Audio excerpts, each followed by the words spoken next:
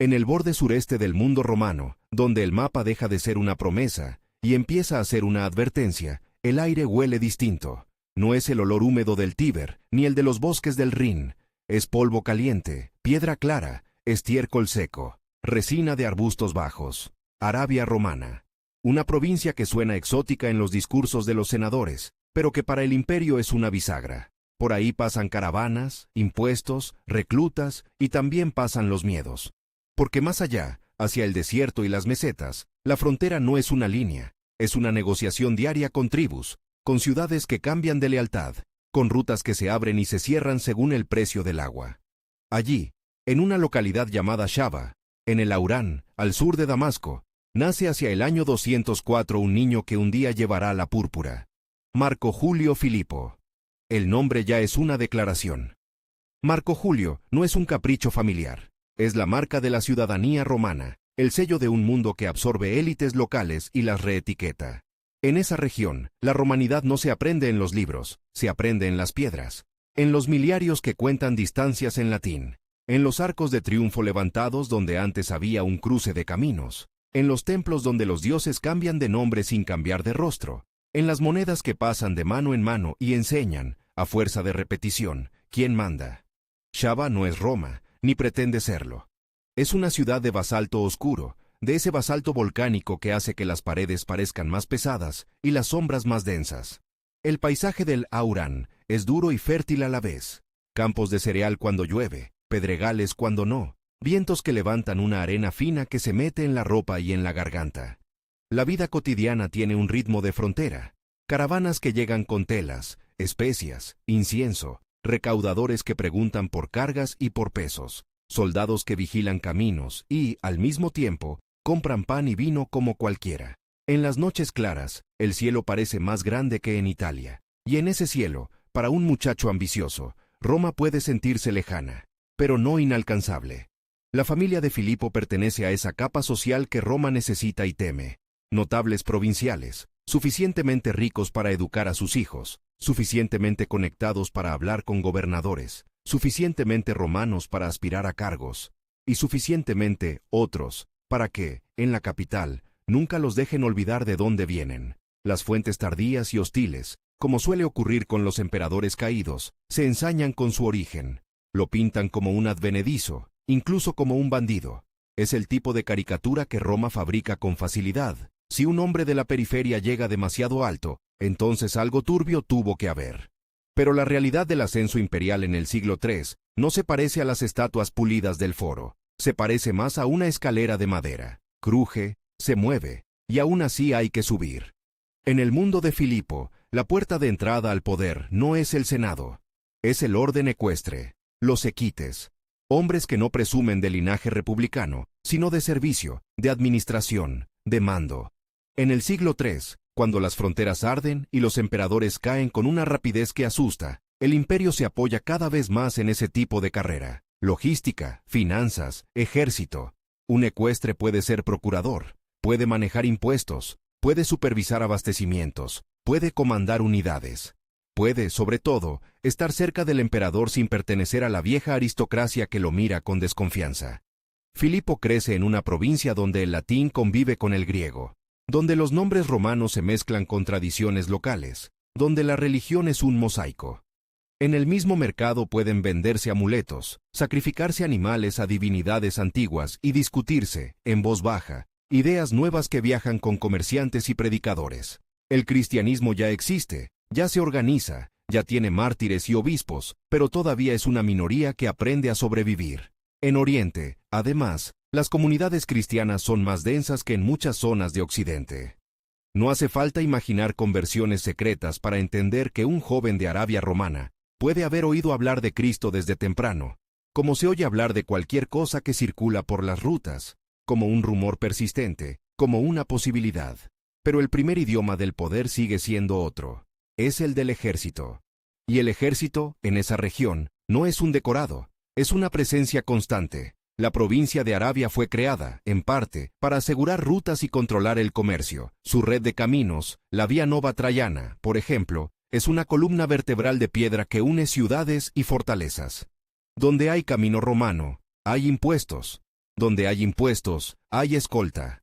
Donde hay escolta, hay disciplina. Y también oportunidades. Un joven con ambición puede mirar a los oficiales y entender que el uniforme abre puertas que la cuna no abre. Filipo no asciende solo. Su hermano, Cayo Julio Prisco, aparece como figura clave. En las familias provinciales, el ascenso suele ser un proyecto colectivo. Uno entra en la administración, otro en el ejército, otro se casa con la alianza adecuada. Prisco, por lo que sabemos, llega a ocupar posiciones de peso en Oriente. Y en el siglo III, tener un hermano bien situado no es un detalle, es una red de protección y de influencia. En Roma, la palabra familia significa algo más que sangre. Significa clientelas, favores, acceso. Significa que, cuando el viento cambia, alguien puede sostenerte o empujarte. El contexto es una tormenta larga. El imperio, a comienzos del siglo III, todavía conserva la fachada de estabilidad. Ciudades, acueductos, leyes, monedas con retratos serenos. Pero por debajo, la maquinaria se recalienta. Tras los severos, el poder se vuelve más militar, más dependiente de la lealtad inmediata de las legiones. Los emperadores necesitan pagar donativos, prometer campañas, repartir cargos. La moneda se devalúa, los precios suben, las fronteras se tensan, y en Oriente, un nuevo enemigo ha reemplazado a los partos, los sasánidas. Los sasánidas no son una tribu más allá del desierto, son un estado con ambición imperial. Ardashir I, y luego su hijo Shapur I, construyen una Persia que se mira en el espejo de Roma y decide competir. No quieren solo botín, quieren prestigio, ciudades, reyes clientes, reconocimiento. Sus ejércitos son rápidos, su caballería pesada es temible, y su propaganda es tan agresiva como sus lanzas. Para Roma, Oriente deja de ser un teatro secundario, se convierte en una herida abierta. En ese escenario aparece Gordiano III, un emperador adolescente elevado por la política de Roma y sostenido por generales. Gordiano es joven, casi un símbolo, la promesa de un retorno a la normalidad tras años de violencia. Pero la normalidad, en el siglo III, es una palabra frágil. El verdadero poder lo ejercen quienes controlan el ejército y la administración. Y cuando Gordiano marcha al oriente para enfrentar a Shapur, la campaña se convierte en un imán para hombres como Filipo. Allí se decide el futuro, allí se reparten cargos, allí se cae o se asciende. La campaña oriental no es una marcha triunfal de manual, es logística brutal. Es transportar grano, forraje, armas, dinero. Es mantener la disciplina en un ejército que mezcla veteranos endurecidos con reclutas. Es negociar con ciudades aliadas, exigir suministros, castigar deserciones. Es cruzar ríos, soportar enfermedades, lidiar con el calor que agota y con el frío nocturno que sorprende. En Oriente, además, la guerra se libra cerca de grandes ciudades, Antioquía, Carras, Nisibis, lugares donde el comercio y la cultura florecen, pero donde también se siente el pánico cuando llegan noticias de incursiones persas.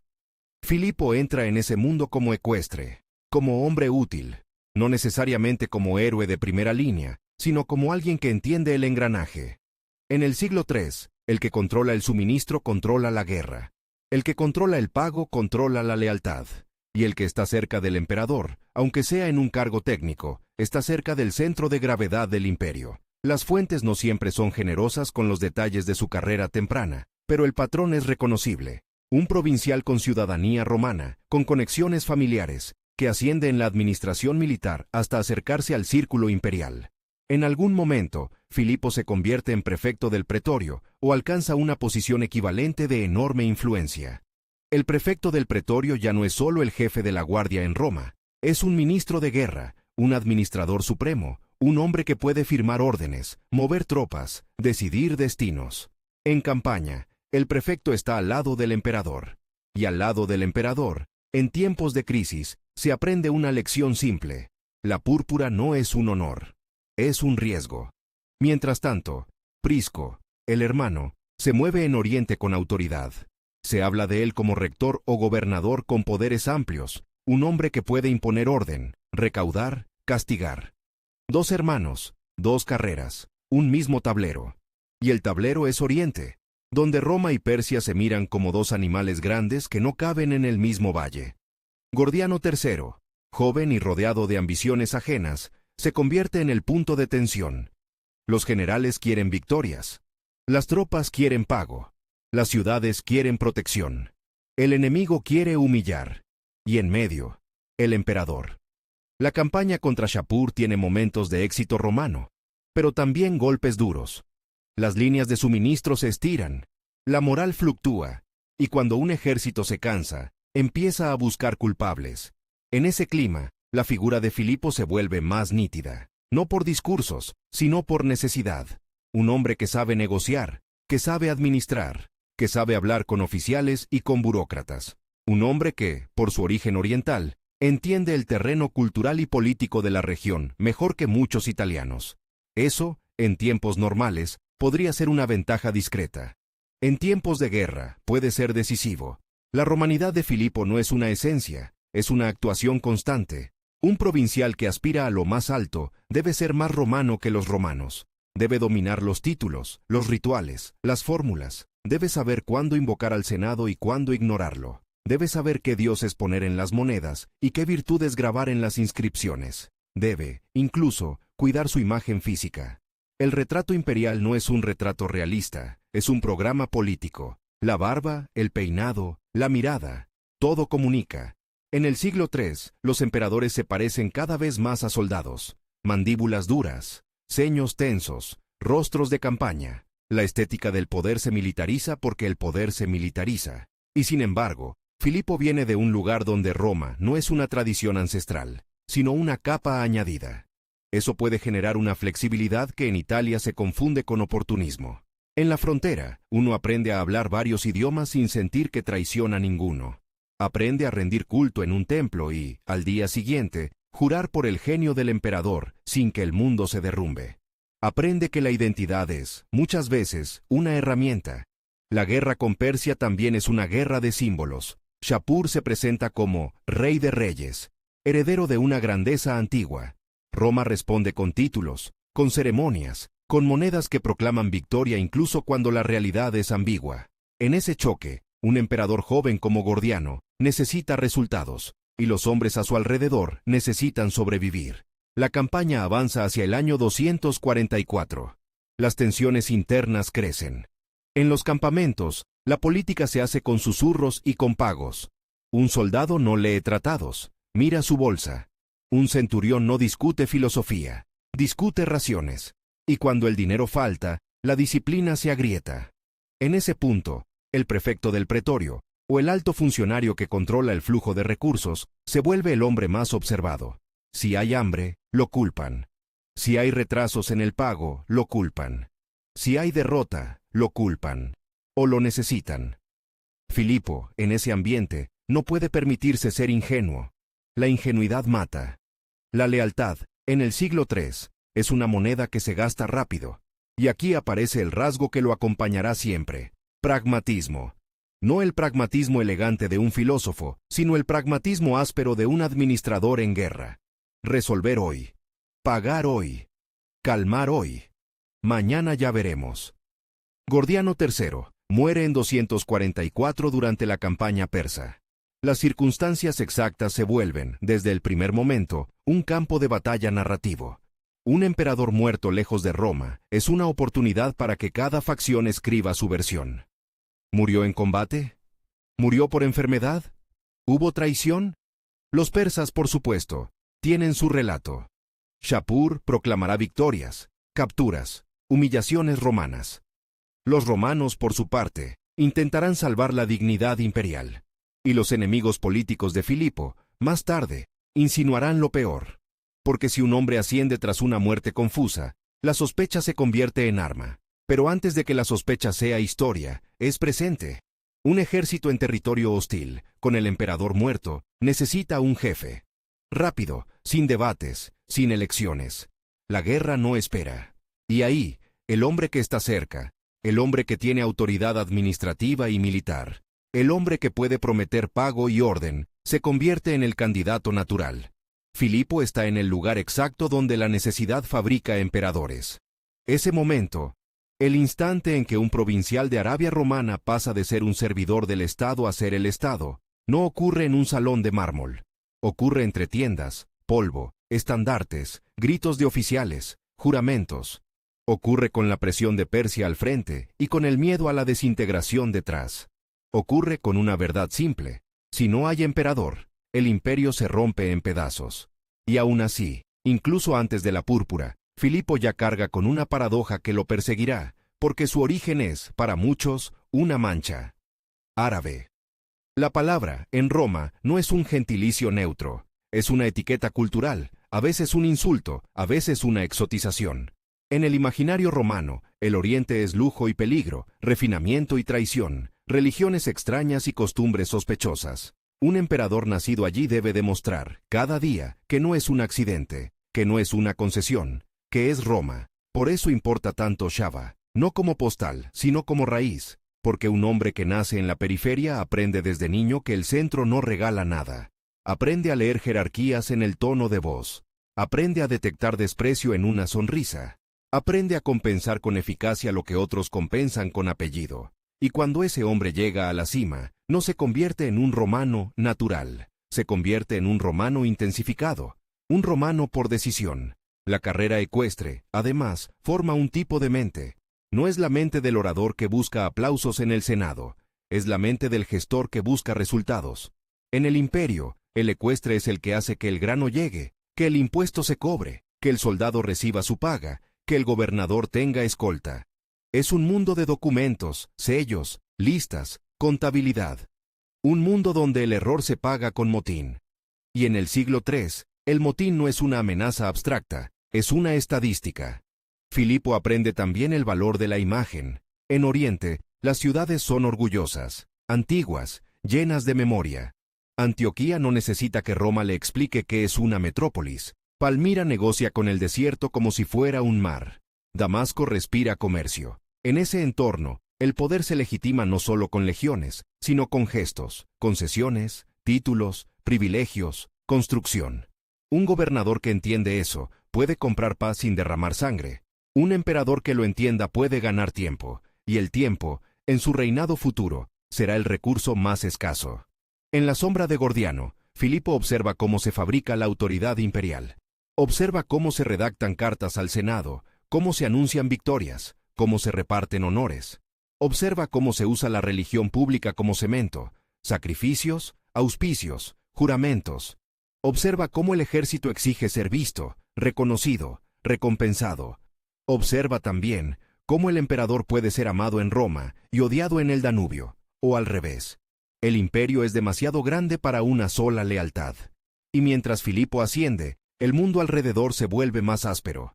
Las noticias de otras fronteras llegan como golpes. Problemas en el Rin, tensiones en el Danubio, usurpaciones que brotan como fiebre. La crisis del siglo III no es un evento único, es una atmósfera. Es la sensación de que el imperio, que parecía eterno, ahora respira con dificultad, que cada victoria cuesta más, que cada emperador dura menos, que la moneda vale menos, que los dioses quizá están enfadados, o quizá el problema no son los dioses, sino los hombres.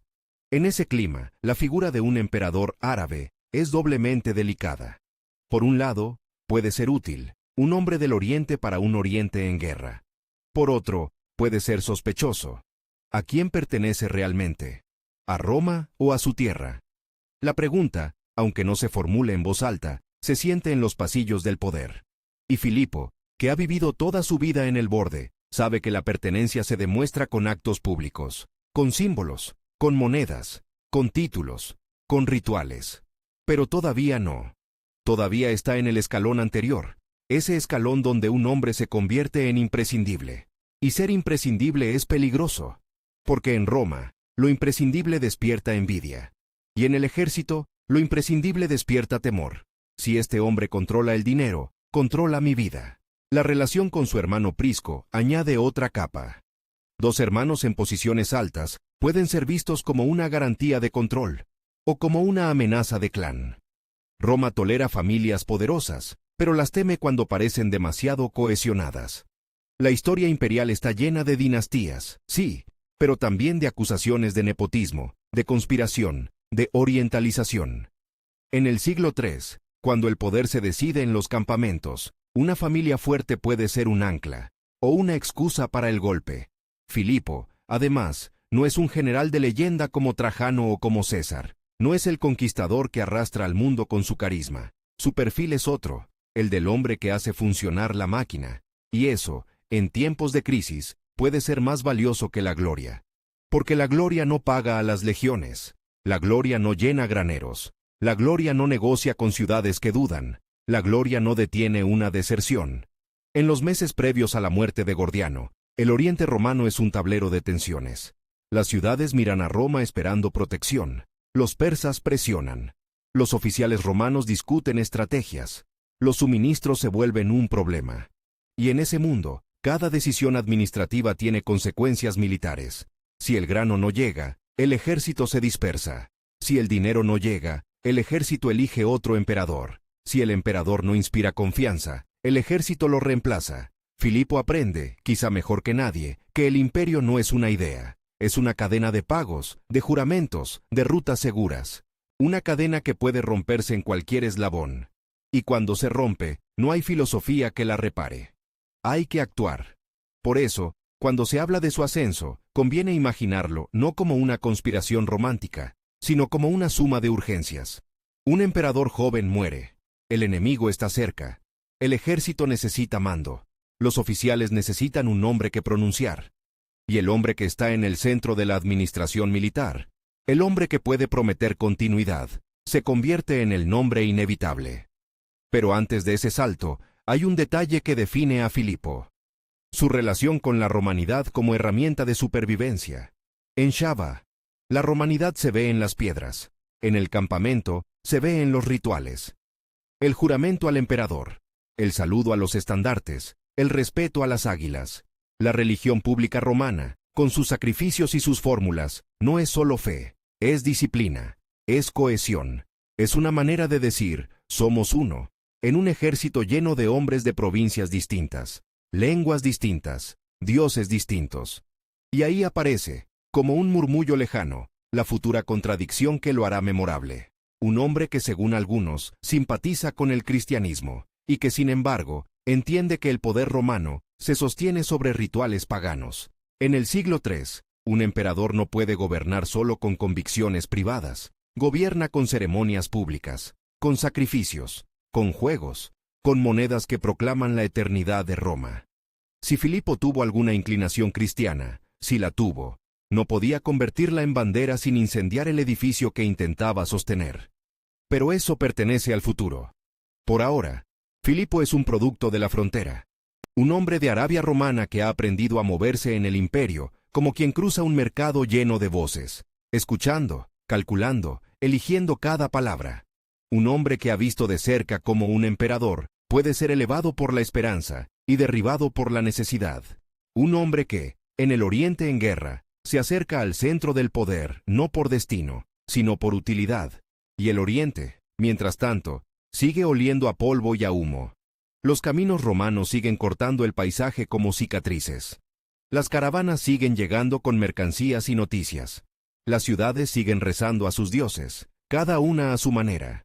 Y en algún punto entre Shaba y el campamento imperial, entre el basalto oscuro de su tierra y el brillo metálico de los estandartes, Marco Julio Filipo se convierte en algo más que un funcionario. Se convierte en una posibilidad peligrosa. Porque en Roma, cuando un hombre se vuelve posible, el mundo empieza a girar a su alrededor. Y el mundo romano del siglo III gira rápido. Demasiado rápido.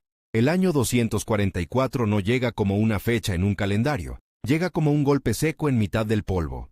Un campamento romano en Oriente es una ciudad provisional. Calles de tierra apisonada, zanjas, empalizadas, el olor agrio del sudor en cuero, el humo de los fuegos donde se cuece grano y se hierve agua que sabe a metal.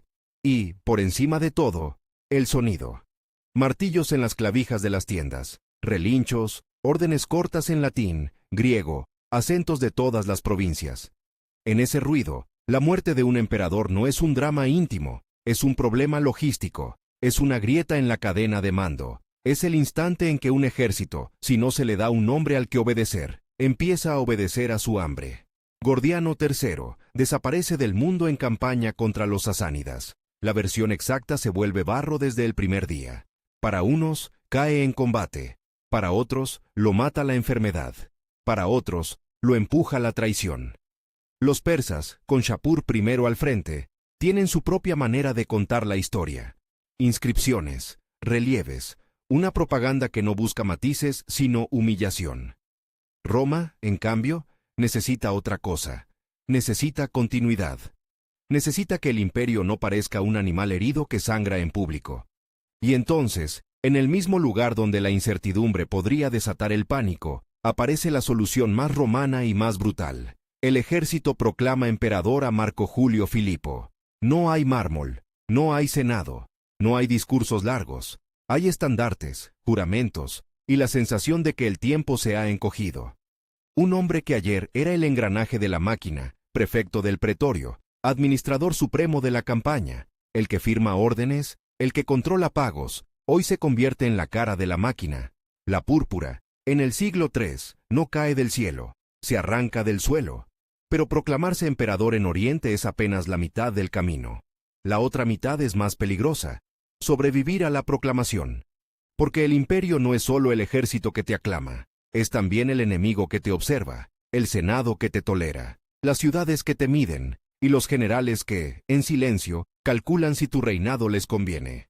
Filipo hereda una guerra que no eligió y una situación que no perdona. Shapur, primero, no es un rey fronterizo que se conforma con una racia.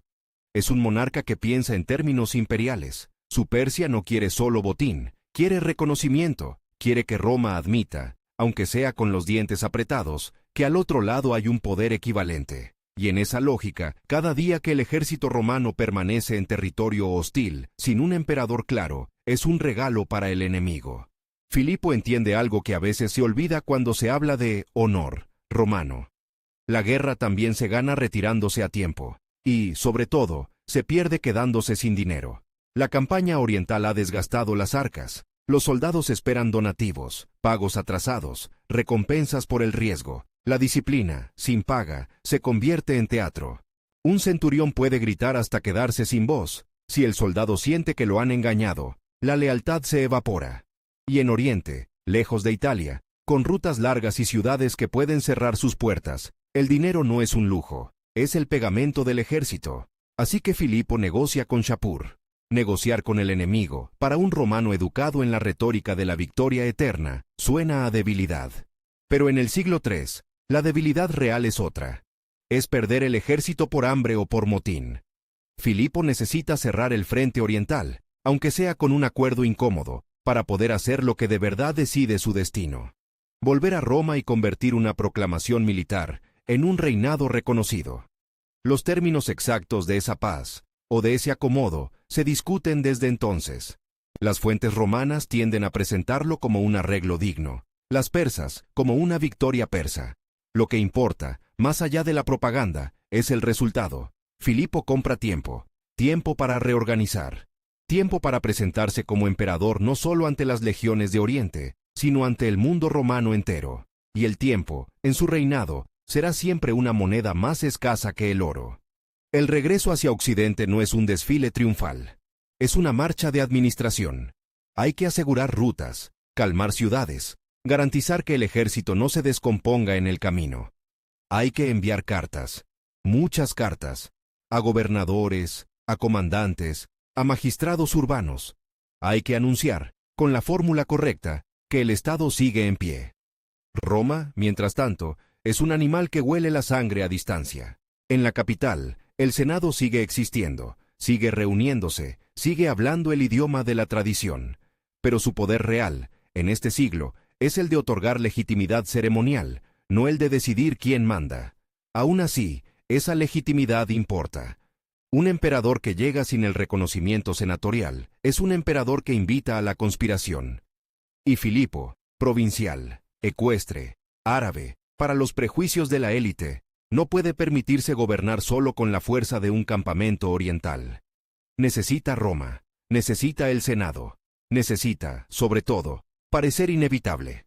La política romana tiene una estética. No basta con mandar, hay que mandar con las formas. Hay que adoptar títulos, repartir honores, prometer estabilidad. Hay que presentarse como restaurador, no como usurpador. Y Filipo, que ha aprendido la romanidad como una disciplina, lo hace con precisión. Cuando su autoridad se consolida, El lenguaje oficial empieza a trabajar. Los nombres se vuelven herramientas. Marco Julio Filipo no es solo Filipo, es Augusto, es Pío, feliz, invicto, en la medida en que la propaganda lo necesite. Cada palabra en una inscripción es un ladrillo en una muralla contra la duda, y la duda, en Roma, es mortal. Porque el origen de Filipo no desaparece. Al contrario, se vuelve un tema. Los autores hostiles, sobre todo los que escriben después, lo pintarán como un extranjero con ambición, como un hombre de provincia que llegó demasiado alto. La palabra árabe se usa como si explicara todo. Su supuesta astucia, su supuesta falta de escrúpulos, su supuesta distancia de la tradición. Es una manera cómoda de reducir a un emperador complejo a una caricatura étnica. Pero Filipo no combate esa caricatura con discursos sobre identidad. La combate con lo único que funciona en el imperio, con hechos visibles, con moneda, con títulos, con una dinastía. Porque un emperador sin heredero es un emperador que invita a la lotería de los generales. Y Filipo sabe que el siglo III es una ruleta. Hoy te aclaman, mañana te reemplazan. Así que hace lo que han hecho otros antes, pero con una urgencia particular. Eleva a su hijo. Filipo II, todavía joven, aparece en el escenario como César I, y luego como Augusto, coemperador. No es un gesto sentimental. Es un mensaje al ejército y al Senado. No hay vacío, no hay interregno, no hay oportunidad para que otro salve al imperio.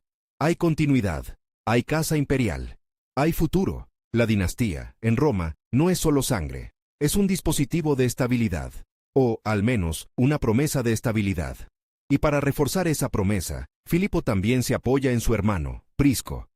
Prisco no es un personaje secundario, es una pieza de control. En Oriente, donde las distancias son enormes y las lealtades pueden cambiar con una carta mal interpretada, tener a un familiar con autoridad es una manera de asegurar que la provincia no se convierta en un reino aparte. Prisco aparece con poderes amplios, como rector del Oriente, una figura que puede recaudar, juzgar, castigar, negociar. En un imperio que se está acostumbrando a gobernar por delegación militar, eso es eficacia. Y también es peligro, porque cada vez que un emperador concentra poder en su familia, Roma recuerda historias antiguas, clanes, favoritismos, abusos. El Senado, que se siente desplazado por los secuestres y por los militares, mira con recelo. Los gobernadores, que sueñan con su propia púrpura, toman nota. La estabilidad que Filipo intenta construir tiene un precio. Despierta sospechas. Y aún así, la maquinaria de legitimidad avanza. Y aquí entra el motivo que lo acompaña como un latido. La moneda. En el siglo III, la moneda es más que economía. Es un periódico de metal. Es propaganda que cabe en la palma de la mano. Es el rostro del emperador multiplicado miles de veces, viajando por mercados, tabernas, cuarteles, templos. Cuando Filipo necesita ser reconocido, no manda solo cartas, manda imágenes. Su retrato aparece con la severidad militar de la época, mirada fija, barba corta o cuidada según el estilo, rasgos endurecidos. No es el joven idealizado de los antoninos, es un hombre de crisis, y alrededor del retrato, las leyendas, virtudes imperiales, promesas de paz, de seguridad, de abundancia. Palabras que, en un mundo de inflación y de fronteras rotas, suenan casi como un conjuro. Pero la moneda también revela la ansiedad, porque cada emisión responde a una urgencia distinta. Si se proclama Pax, es porque la paz no está garantizada. Si se proclama Sec Veritas, es porque la seguridad se tambalea. Si se proclama Fides Militeum, es porque la fidelidad del ejército es un animal que hay que alimentar. Filipo llega a Roma con esa conciencia. El poder no se posee, se mantiene. Y se mantiene pagando. El donativo al ejército es inevitable. Cada nuevo emperador, sobre todo uno proclamado en campaña, debe comprar la lealtad que lo ha elevado. Es un ritual tan real como cualquier sacrificio en el Capitolio. Y ese dinero tiene que salir de algún lado. Impuestos, requisiciones, ajustes en la moneda. La economía del imperio, ya tensionada, siente el peso de cada cambio de emperador, como una fiebre recurrente. En Roma, además, Filipo debe manejar el teatro político con cuidado. El Senado no puede imponerle un emperador, pero puede negarle el aura de legitimidad tradicional. Y esa aura importa porque Roma es una ciudad de símbolos. El foro, los templos, las estatuas de antepasados, las ceremonias. Un emperador que no se integra en ese paisaje se convierte en un cuerpo extraño. Filipo, por tanto, se presenta como romano hasta el exceso, no como un oriental que trae novedades, sino como un guardián de la continuidad. Respeta las formas, acepta títulos, permite que el Senado participe en la narrativa oficial, no porque el Senado mande, sino porque el Senado representa la idea de Roma, y la idea de Roma, en tiempos de crisis, es un arma. Sin embargo, la realidad del poder sigue siendo militar. En las fronteras, los comandantes observan. En el Danubio, las tribus presionan. En el Rin, la tensión nunca desaparece del todo. En Oriente, aunque se haya negociado con Shapur, la amenaza persa no se evapora, se repliega, espera, vuelve. Filipo necesita repartir su atención como quien intenta tapar grietas en una presa con las manos, y en ese reparto, la decisión de elevar a Filipo II se vuelve aún más comprensible, porque el emperador no puede estar en todas partes, pero un coemperador, aunque sea joven, permite emitir órdenes, firmar documentos, representar continuidad. Permite sobre todo que el imperio se acostumbre a ver dos rostros en las monedas, dos nombres en las inscripciones, una familia, una estructura. La estructura, en el siglo III, es lo más parecido a la esperanza. Pero hay otra capa, más delicada, que empieza a formarse alrededor de Filipo, incluso en estos primeros años. Su relación con la religión y, en particular, con el cristianismo. Roma es un estado donde la religión pública es política. Los sacrificios no son solo devoción, son un acto de pertenencia. Un emperador debe ser pontífice máximo, debe participar en rituales, debe garantizar la Pax Deorum, la paz con los dioses. Y, sin embargo, en Oriente, y también en Roma, el cristianismo ya no es un rumor marginal. Es una red. Comunidades, obispos, cartas, disciplina interna. No controla el Estado, pero existe con una persistencia que inquieta. La tradición posterior, especialmente en autores cristianos como Eusebio, insinuará que Filipo pudo haber sido cristiano, o, al menos, favorable. Se cuenta una anécdota famosa, el emperador queriendo entrar en una celebración cristiana de Pascua, y siendo obligado a confesar sus pecados como un penitente más. Es una escena poderosa, casi cinematográfica, y por eso mismo sospechosa. Suena a relato ejemplar, a historia diseñada para mostrar que incluso el César se inclina ante la Iglesia. Lo que sí encaja con el perfil de Filipo es otra cosa, tolerancia pragmática. No una conversión proclamada, eso habría sido suicida políticamente, sino una actitud de cálculo, no perseguir de manera sistemática, no convertir la religión en un frente más de guerra interna, mantener la paz social en un imperio que ya tiene suficientes incendios, y esa tolerancia, en un mundo donde la memoria se escribe con intenciones, puede transformarse después en leyenda de conversión. Porque a veces la historia no recuerda lo que pasó, sino lo que necesitaba que hubiera pasado. Mientras tanto, Filipo sigue haciendo lo que un emperador del siglo III debe hacer: consolidar. Y consolidar significa también construir una narrativa de origen que no parezca provincialidad, sino destino. Aquí aparece un gesto que es a la vez íntimo y político, su relación con su ciudad natal, Shaba. Filipo no puede borrar su origen, así que lo transforma, lo convierte en monumento. La eleva, la embellece, la romaniza aún más, hasta el punto de que el lugar puede llevar su nombre. Filipópolis. No es solo orgullo local, es una declaración. El emperador puede venir de la periferia y, aún así, hacer que la periferia se parezca al centro. Puede plantar Roma en basalto. Ese tipo de urbanismo es propaganda en piedra. Columnas, teatros, calles con trazado romano, edificios públicos. La ciudad natal se convierte en un espejo donde Filipo se mira y se presenta, no como un extraño, sino como un creador de romanidad.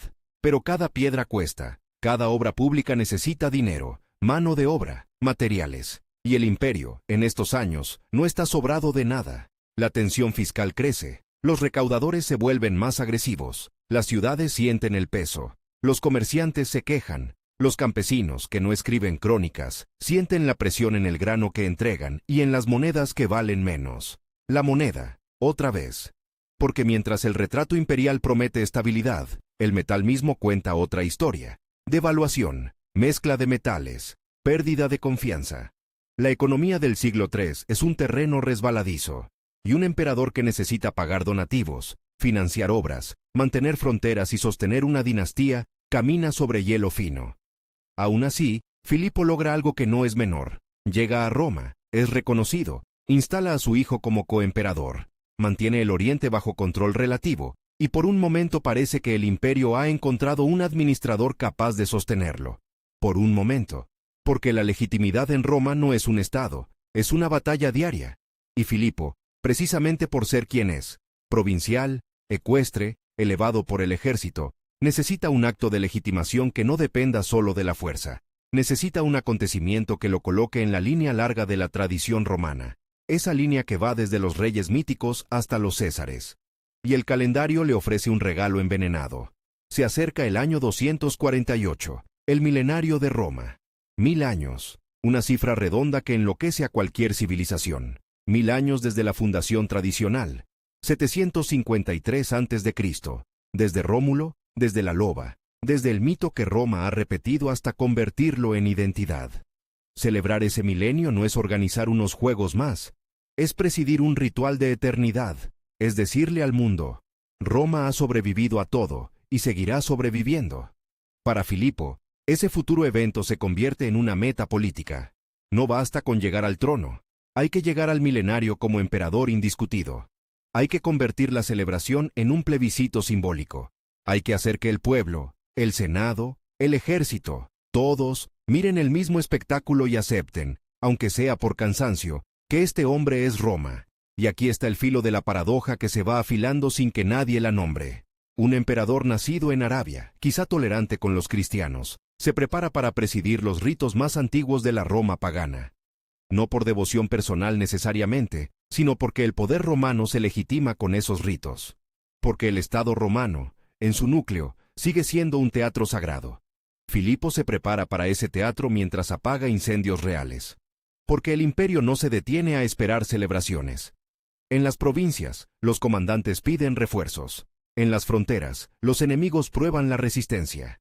En la administración, los funcionarios exigen claridad. Y en Roma, la plebe quiere pan, quiere juegos, quiere señales de que el mundo no se está desmoronando. El emperador responde con lo que tiene. Decretos, nombramientos, monedas, ceremonias. Y con una presencia calculada. No puede parecer un emperador de paso. Debe parecer un fundador de estabilidad. Por eso la dinastía importa tanto. Por eso Filipo II aparece en monedas, en inscripciones, en la iconografía oficial. Padre e hijo, Augusto y Augusto. La imagen de continuidad se imprime una y otra vez, como si la repetición pudiera convertir el deseo en realidad. Pero la realidad del siglo III siempre cobra su precio. Cada vez que un emperador intenta fijar el mundo con símbolos, el mundo responde con hechos. Y los hechos, en Roma, suelen venir del ejército. Filipo lo sabe. Lo ha vivido. Ha llegado al poder por esa vía. Y por eso su gobierno, incluso en estos años de consolidación, tiene un tono de urgencia contenida. Como un hombre que sonríe en el foro pero escucha, detrás de la música, el rumor de las botas. Porque el imperio, aunque por un instante parezca respirar, sigue enfermo de lo mismo. Fronteras largas, economía tensa, lealtades volátiles, y una política donde la muerte de un emperador en campaña puede convertir a un administrador en César. Filipo ha ganado el trono. Ahora tiene que ganarse el tiempo, y el tiempo, en Roma, no se pide, se compra, con oro, con sangre, con espectáculo, con moneda.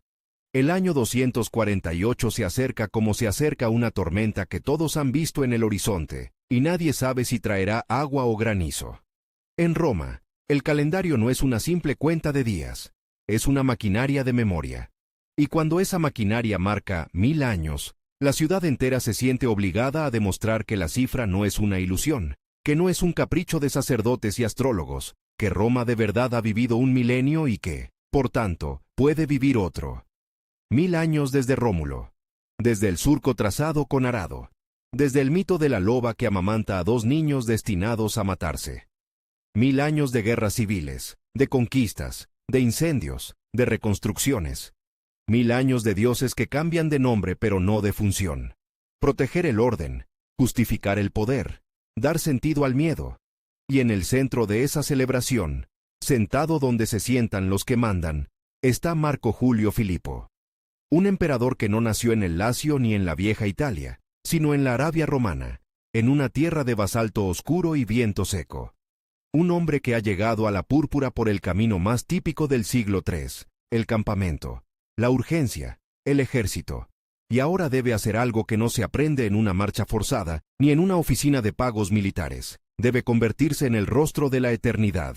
Roma no perdona a los emperadores que parecen provisionales. Roma tolera al soldado, al administrador, al hombre duro. Pero exige otra cosa. Exige que el poder se vista de tradición, que huela a incienso, que suene a fórmulas antiguas, que se vea en mármol y en oro. Por eso el milenario no es un festejo, es un examen. La ciudad se prepara con esa mezcla romana de burocracia y superstición. Los sacerdotes revisan libros sibilinos, los pontífices discuten precedentes, los augures miran el vuelo de las aves como si el cielo fuera un archivo. Los magistrados calculan gastos, los encargados de abastecimiento cuentan sacos de grano, los responsables de los espectáculos negocian animales, gladiadores, carros, decorados. En los almacenes del Estado, el olor a aceite, a madera, a cuerda, a hierro. En los corrales, el aliento caliente de bestias traídas de lejos. En los talleres, el golpeteo constante de martillo sobre metal, porque Roma celebra con ruido. Y Filipo, que entiende el poder como una suma de gestos concretos, se aferra a lo más antiguo que tiene la ciudad para ofrecer: los ludis aeculares, los juegos seculares. Un ritual que no se celebra cada año, ni siquiera cada década, sino cuando Roma decide que ha cambiado de edad, que un siglo, un saeculum, ha terminado y otro comienza.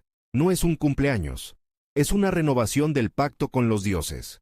La palabra secular aquí no significa lo que significará siglos después. Significa de una era, de un ciclo, de una vida humana completa.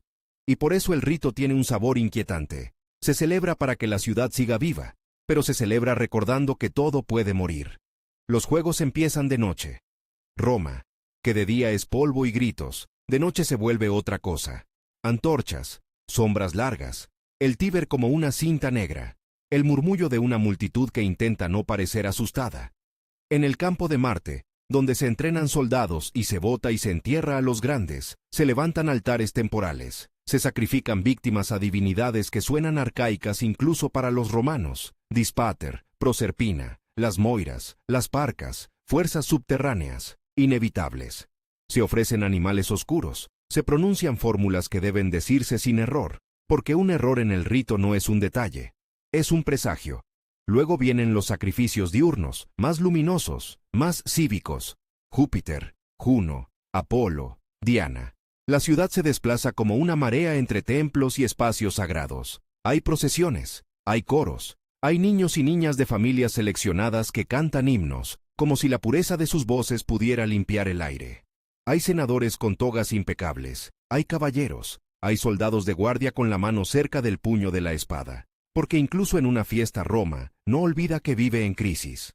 Y en cada uno de esos momentos, Filipo debe estar, debe aparecer, debe ofrecer, debe presidir.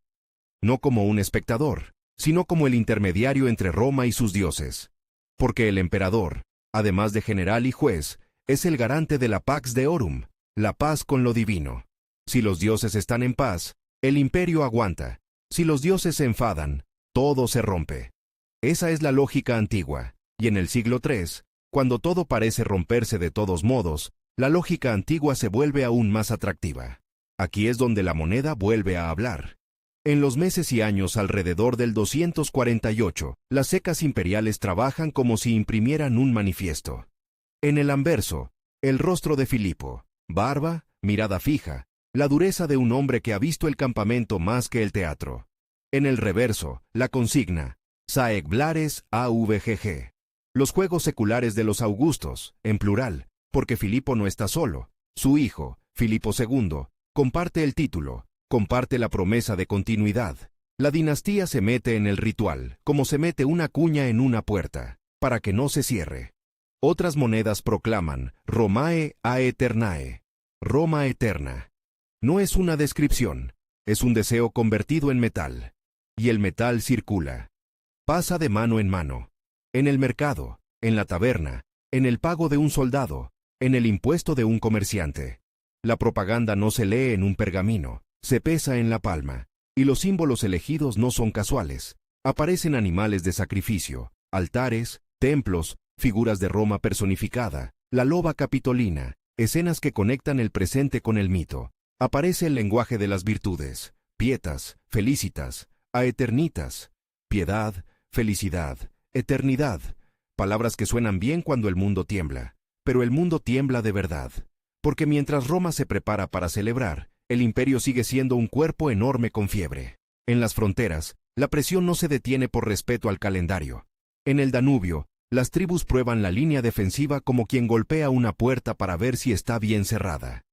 En Oriente, la paz con Shapur es un alto el fuego más que una solución. Persia no ha desaparecido, solo ha retrocedido un paso para tomar aire. En las provincias, los gobernadores miran a Roma y calculan: ¿cuánto durará este emperador? ¿Cuánto tardará en aparecer otro? Y Filipo, para sostener el espectáculo, necesita dinero.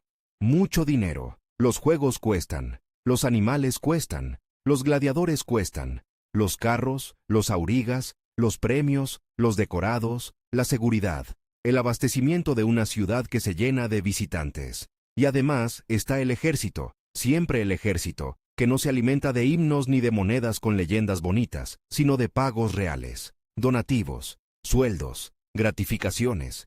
El siglo III ha convertido al soldado en elector armado. Un emperador puede ser piadoso, puede ser culto, puede ser justo. Si no paga, no dura. Así que la administración aprieta.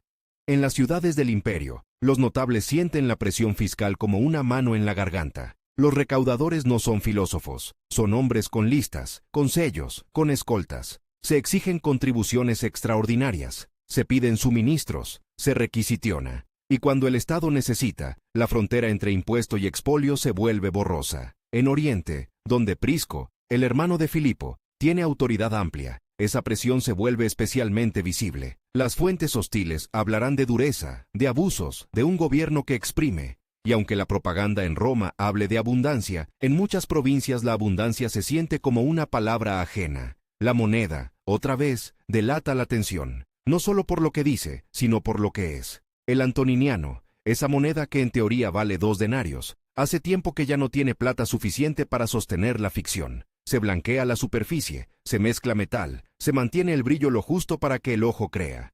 Pero el mercado aprende rápido, los precios suben, la confianza baja, y en un imperio donde todo se mueve con dinero, soldados, trigo, lealtades, la desconfianza es veneno, y aún así, Roma celebra. El circo máximo se llena como un mar humano. El olor es una mezcla de sudor, polvo, comida barata, perfume caro, estiércol de caballo. Los gritos suben como una ola cuando aparecen los carros. Las facciones, verdes, azules, rojos, blancos, no son solo equipos deportivos, son identidades, redes, pasiones que pueden volverse políticas. Los aurigas son estrellas. Los caballos, nombres conocidos. La gente apuesta, discute, se pelea. Y en el palco imperial, el emperador debe mostrarse generoso, presente, casi familiar. Debe ser visto, porque un emperador invisible es un emperador vulnerable. En el anfiteatro, la sangre cumple su función social, distraer, unir, recordar quién manda.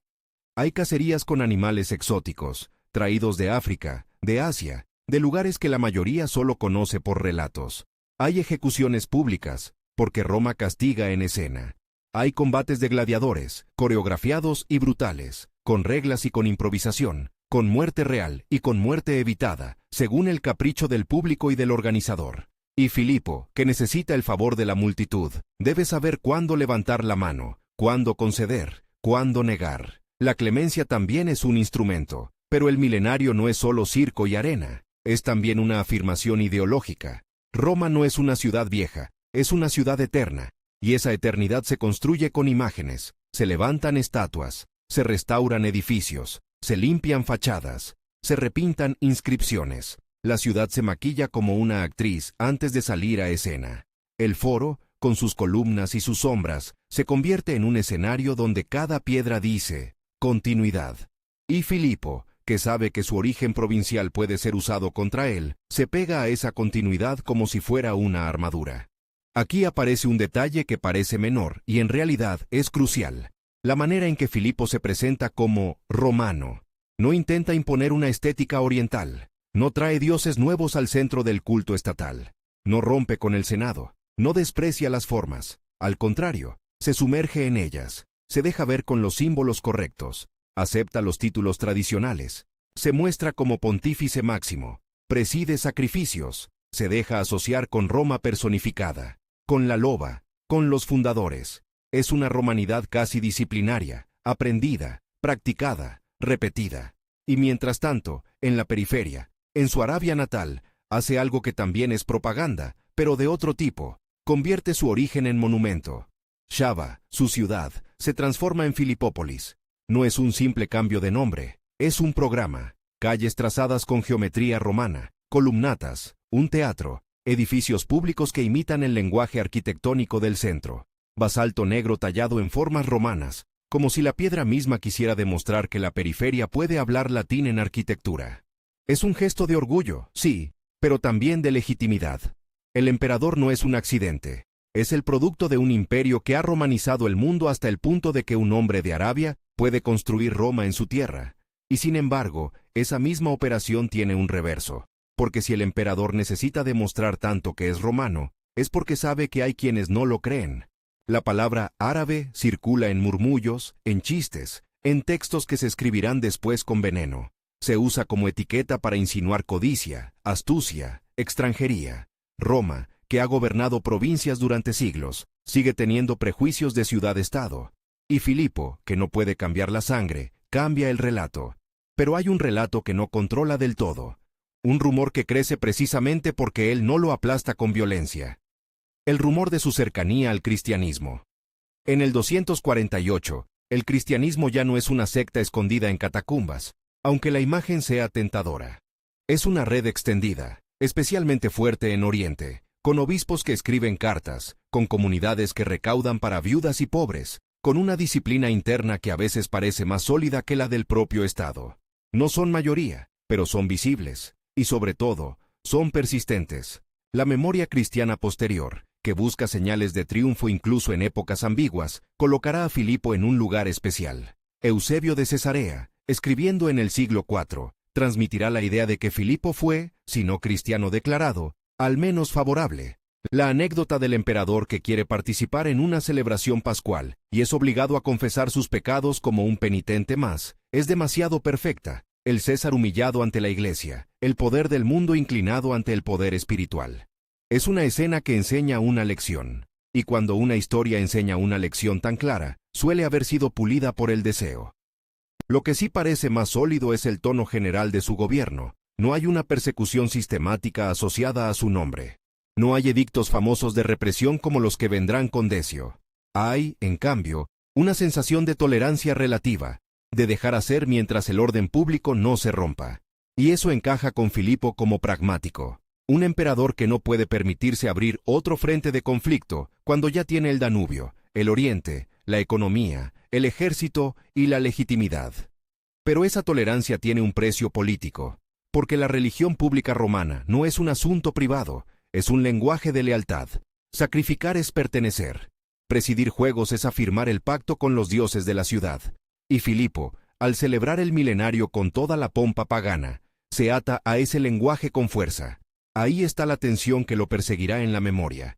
El hombre que quizá miró con simpatía a los cristianos es el mismo que organiza los ritos más antiguos de Roma. El emperador que algunos querrán recordar como casi cristiano es el emperador que acuña monedas proclamando Roma a eterna y saeculares. No hay aquí una contradicción psicológica necesariamente. Hay una contradicción de supervivencia. En el siglo III, la fe personal, si existía, debía esconderse detrás de la razón de Estado. Y la razón de Estado en Roma se expresa con sacrificios, con juegos, con fórmulas. El milenario, entonces, funciona como una máscara perfecta. Una máscara brillante, pesada, pública. Una máscara que dice, soy el emperador de Roma, no de una provincia. Y la máscara se sostiene con metal. Porque cada emisión monetaria de esos años parece responder a una urgencia distinta, como si el Estado hablara en reversos. Cuando se insiste en la eternidad, es porque se teme el colapso. Cuando se insiste en la felicidad pública, es porque la gente murmura. Cuando se insiste en la concordia, es porque la discordia está cerca. La moneda no solo paga, tranquiliza, o intenta tranquilizar. Y mientras Roma mira los espectáculos, en los bordes del imperio se acumulan señales de que el tiempo comprado se está agotando. En el Danubio, la línea defensiva es un sistema de fuertes, patrullas, acuerdos con jefes locales, castigos ejemplares. Es una frontera viva, y una frontera viva exige presencia, exige comandantes capaces, exige dinero, exige que el emperador, aunque esté en Roma celebrando, no parezca distraído. Por eso Filipo necesita delegar. Por eso necesita hombres de confianza. Por eso la maquinaria militar sigue girando incluso cuando el circo ruge. Y en Oriente, la delegación en Prisco, con poderes amplios, produce resentimientos. Un rector del Oriente puede ser eficiente, pero también puede parecer un rey. Puede imponer impuestos, puede castigar, puede humillar a notables locales. Y los notables, cuando se sienten humillados, no escriben cartas de protesta. Buscan un nombre alternativo para aclamar. El imperio está lleno de hombres con ambición y con tropas cerca. El milenario, visto desde una provincia, puede parecer una fiesta lejana, un gasto obsceno, un lujo de la capital. Y esa percepción alimenta la idea más peligrosa para un emperador, que Roma vive de espaldas a las fronteras, que el centro se divierte mientras la periferia sangra. Filipo intenta evitar esa imagen con el lenguaje de la victoria, con títulos, con epítetos, con monedas que hablan de victoria, de virtus, de pax, pero el lenguaje no detiene a un enemigo, ni a un usurpador. Aún así, durante el 248, la escena pertenece a Roma. Y Filipo, por un instante, parece haber logrado lo imposible, convertir una llegada al poder nacida del caos en una ceremonia de continuidad milenaria. El Senado participa, porque también necesita creer en la eternidad de Roma. La plebe disfruta, porque el pan y el circo siguen siendo el contrato básico. El ejército observa, porque el ejército siempre observa, pero recibe pagos y honores. Y el imperio, ese monstruo enorme, respira. Respira, sí. Pero no se cura, porque debajo de la música y de los himnos, debajo del polvo del circo y del incienso de los altares, hay una realidad que no se celebra. La autoridad imperial en el siglo III es una cuerda tensa. Se sostiene mientras nadie la corta, y siempre hay alguien con un cuchillo. El milenario deja imágenes, deja monedas, deja inscripciones, deja el recuerdo de una Roma que, por unos días, se miró a sí misma como eterna. Y deja también una ironía silenciosa. Cuanto más se proclama la eternidad, más se revela el miedo a que no exista. Filipo ha usado el ritual más antiguo para blindarse. Ha puesto a su hijo al lado, como garantía. Ha hecho circular su rostro por todo el imperio en plata pobre y bronce gastado. Ha levantado Roma en basalto en su tierra natal. Ha permitido, quizá, que los cristianos respiren sin convertirlos en bandera. Ha hecho todo lo que un pragmático puede hacer. Y aún así, el siglo III no respeta los símbolos. El metal seguirá circulando, sí. Pero pronto circularán también noticias. Rumores de rebelión. Nombres nuevos. Aclamaciones en fronteras donde Roma no escucha a tiempo. Y entonces el milenario, que debía ser un sello de legitimidad, empezará a parecer otra cosa. El último gran espectáculo antes de que el telón se rasgue. En el Imperio Romano, las malas noticias no llegan como un trueno único. Llegan como una humedad que se mete en las paredes. Primero una carta con un sello roto. Luego un mensajero que evita mirar a los ojos. Después, el silencio de una unidad que debía haber enviado informe y no lo envía. Y al final, cuando ya no hay manera de fingir, el nombre. Un nombre pronunciado en voz baja, como si fuera una enfermedad. A finales del 248 y en el 249, los nombres empiezan a multiplicarse. No es que antes no existieran, es que ahora se atreven, porque el milenario ha sido un espectáculo inmenso, sí, pero también una confesión involuntaria. Roma ha tenido que gritar, «Soy eterna», para convencerse a sí misma. Y cuando un Estado necesita convencerse, los oportunistas huelen la grieta. Los generales la huelen. Los gobernadores la huelen. Los soldados, sobre todo, la huelen. El ejército romano del siglo III no es una institución abstracta. Es una suma de campamentos con hambre, con frío, con resentimientos, con veteranos que recuerdan que hace 10 años el emperador era otro, y hace 5, otro más. La lealtad se ha vuelto un contrato de corto plazo. Y los contratos, cuando se rompen con espada. En el Danubio, el invierno no perdona. El río es frontera y es carretera. Cuando se hiela, deja de ser barrera y se convierte en puente. Los fuertes de la línea danubiana, con sus empalizadas, sus torres, sus almacenes de grano, sus patios embarrados, viven en una tensión constante. Vigilar, patrullar, negociar con jefes bárbaros, castigar a los que cruzan, y al mismo tiempo sobrevivir a la logística. El soldado allí no ve el mármol del foro, ve madera húmeda, ve hierro oxidado, ve botas que se abren por la suela. Y cuando oye que en Roma han soltado animales exóticos para divertir a la multitud, no piensa en la gloria de la ciudad, piensa en el precio. En ese paisaje aparece Pacasiano. No es un nombre que haya llenado estatuas ni poemas. Es un nombre que surge como surgen tantos en la crisis del siglo III. De una aclamación local, de una desesperación de frontera, de un «si no nos escuchan, nos hacemos escuchar». Pacasiano es proclamado por tropas en la región danubiana, probablemente en Moesia o Panonia, donde la presión de los godos y otros grupos se siente como un martillo repetido. ¿Qué prometía? Lo de siempre: paga, protección, presencia. Lo que un emperador lejano no puede dar con rapidez, un comandante cercano puede prometer con una sola arenga. Y en Oriente, casi al mismo tiempo, otro nombre: Jotapiano. Allí el combustible es distinto, pero igual de inflamable. Oriente es rico, urbano, orgulloso. Tiene ciudades que se creen herederas de Alejandro, de los Seleucidas, de reyes antiguos. Tiene élites que hablan griego, que leen, que discuten, que se ofenden con facilidad. Y tiene una administración imperial que, cuando necesita dinero, aprieta como una prensa. El hermano de Filipo, Prisco, con poderes amplios, se convierte en el rostro de esa presión. No hace falta imaginarlo como un monstruo, basta con imaginarlo como un funcionario con autoridad militar, obligado a cumplir cuotas, a requisar, a castigar evasiones, a imponer disciplina. En tiempos normales, eso ya genera odio. En tiempos de crisis, genera rebelión. Jotapiano, según las fuentes, se presenta como alguien que defiende a las provincias contra la rapacidad fiscal. La palabra rapacidad es un arma política antigua. Sirve para convertir un problema estructural, un Estado que necesita financiar guerras y donativos, en un crimen personal. Y funciona.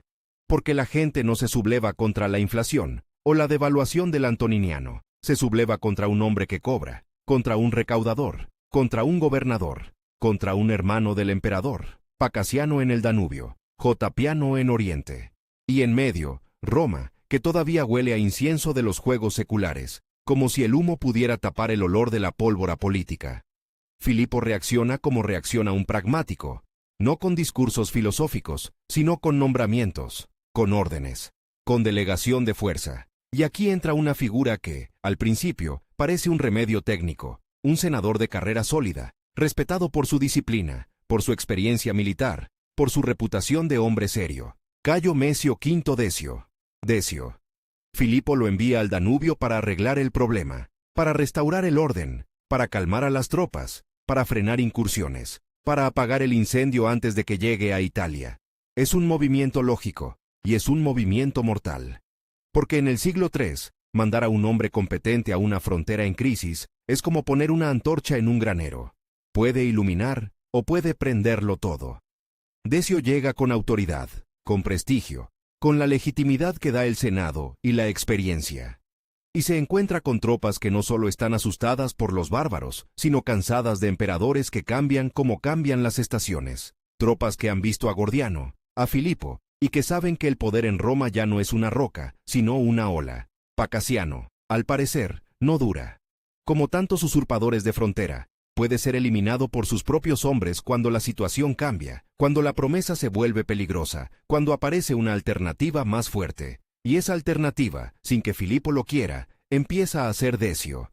La aclamación de un emperador no es un acto ceremonial con música, es un momento de campamento, un círculo de soldados, un estandarte levantado, un juramento gritado, un nombre repetido hasta que se vuelve realidad.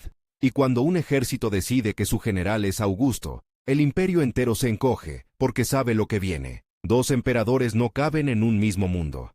Decio, según la tradición, no buscó el título. Esa frase aparece una y otra vez en las historias romanas. No lo quería, lo obligaron.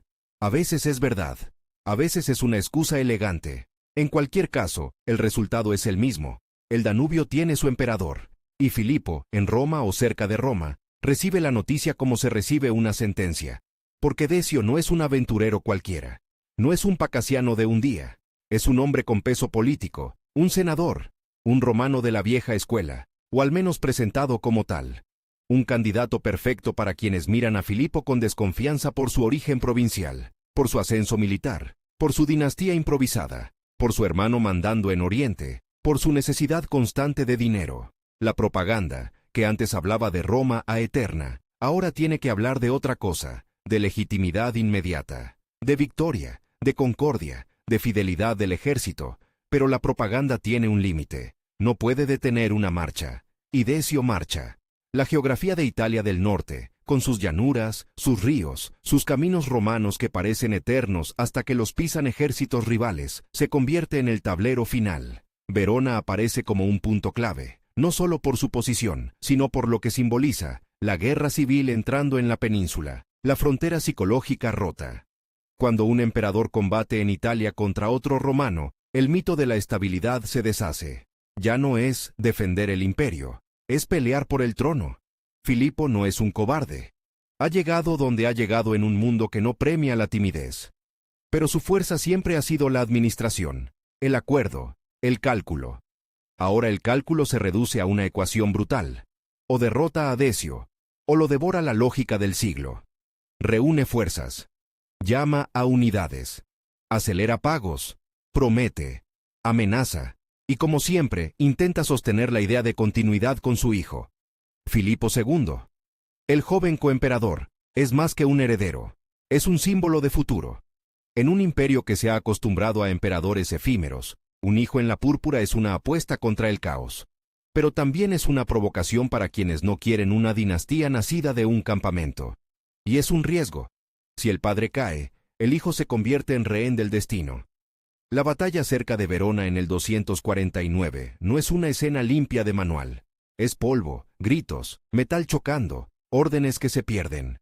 Es el choque de 2 legitimidades, la del emperador reconocido por Roma y el Senado, y la del emperador aclamado por un ejército que se siente abandonado. En el siglo III, esa segunda legitimidad pesa demasiado. Filipo es derrotado.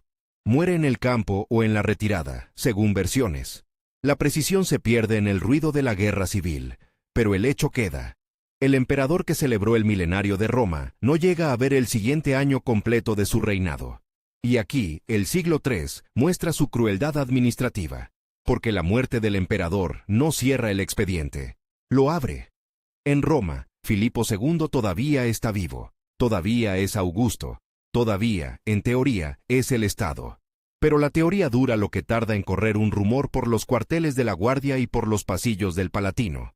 La Guardia Pretoriana, esa fuerza que debería proteger al emperador, hace tiempo que protege otra cosa, su propia supervivencia, su propio acceso a donativos, su capacidad de elegir al ganador. Cuando llega la noticia de que Filipo ha caído, la Guardia entiende el mensaje con claridad. El nuevo poder es Decio. Resistirse sería apostar por un cadáver. El joven Filipo II es asesinado, no en una batalla heroica, sino en el mecanismo frío de un cambio de régimen. Un muchacho convertido en moneda política, un símbolo eliminado para que no quede bandera alrededor de la cual alguien pueda reunir descontentos. La dinastía, que Filipo había intentado construir con títulos, monedas y ceremonias, se deshace en un instante. Y el milenario, que debía ser el sello de su legitimidad, queda como una ironía histórica. El hombre que proclamó Roma eterna no pudo asegurar ni la continuidad de su casa. Decio entra como emperador, y con él entra otra atmósfera. Si Filipo había gobernado con pragmatismo flexible, Decio será recordado por una rigidez casi programática, por el intento de restaurar una disciplina antigua, por la idea de que el imperio se está desmoronando porque ha perdido el favor de los dioses y la cohesión moral. Y esa idea, en Roma, no es solo religión, es política. En el 250, Decio lanzará el edicto que obliga a los habitantes del imperio a realizar sacrificios y obtener certificados, los famosos libelli, que prueben su cumplimiento. No es un capricho teológico, es un test de lealtad, un censo espiritual convertido en herramienta de Estado. Y en ese contraste, la figura de Filipo se vuelve aún más extraña. El emperador que no persiguió de manera sistemática, el emperador bajo el cual los cristianos parecen haber respirado con relativa calma, es seguido por el emperador que convierte el sacrificio en obligación universal.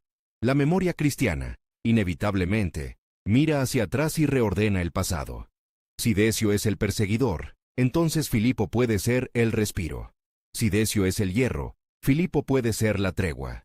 Y así crece la leyenda.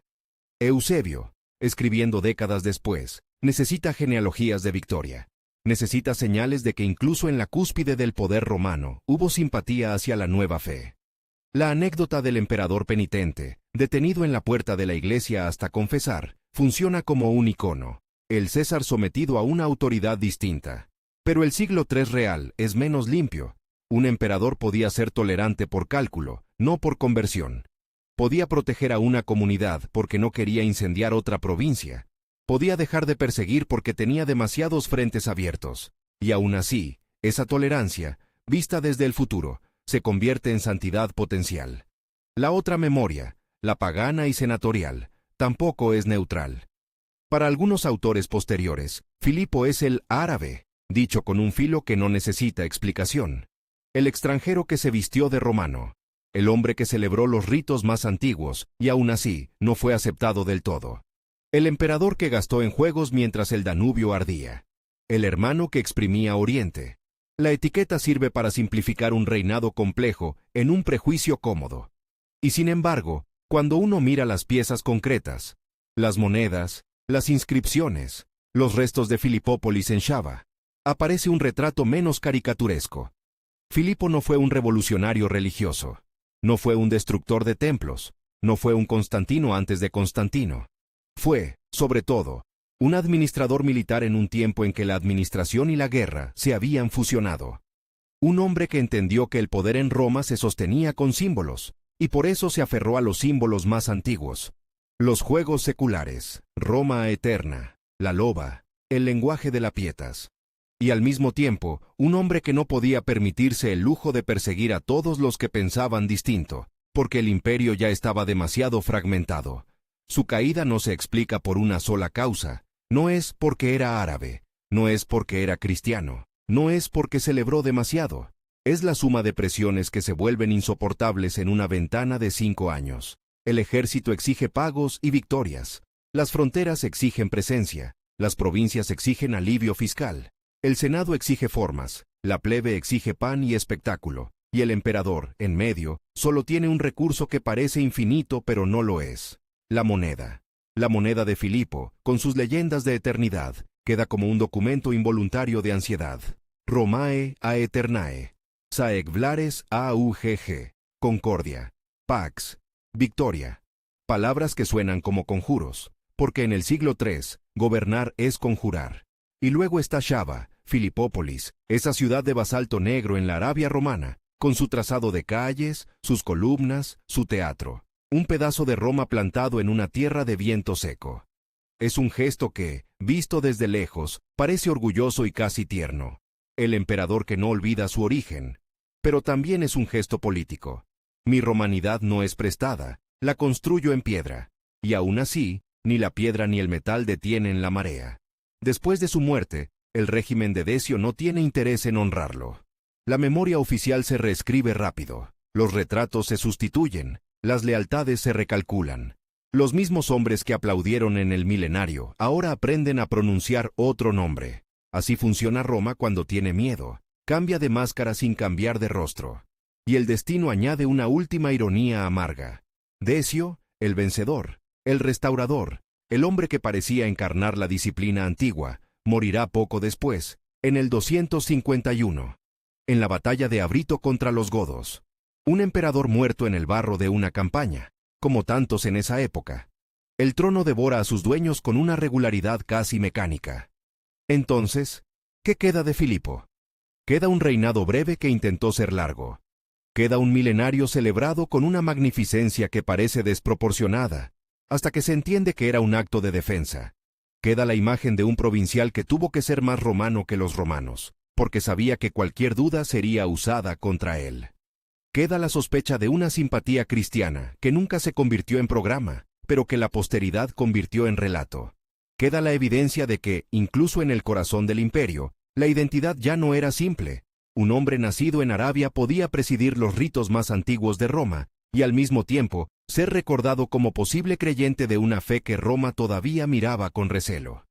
Y queda, sobre todo, la sensación de velocidad.